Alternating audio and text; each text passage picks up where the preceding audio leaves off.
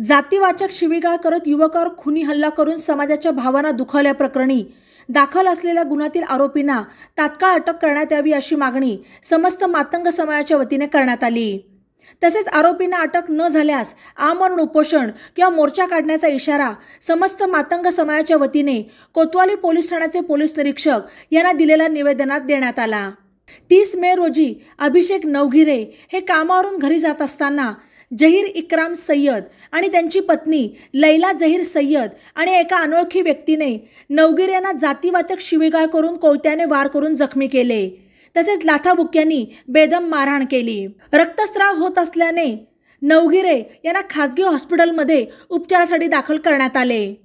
या प्रकरणी समाजाच्या भावना दुखावल्याप्रकरणी तसेच मारहाण केल्याप्रकरणी गुन्हा दाखल करूनही सदरील आरोपींना अद्यापही अटक करण्यात आलेली नाही। या आरोपींवर अनेक गुन्हे दाखल असूनही अटक केली जात नसल्याने गोरगरिबांवर ते अन्याय करत आहेत। त्यामुळे गुन्हा दाखल असलेल्या आरोपींना तात्काळ अटक करण्यात यावी अशी मागणी समस्त मातंग समाजाकडून करण्यात आली। तसेच आरोपींना अटक न झाल्यास उपोषण करण्याचा इशारा कोतवाली पोलीस ठाण्यात दिलेल्या निवेदनात देण्यात आला।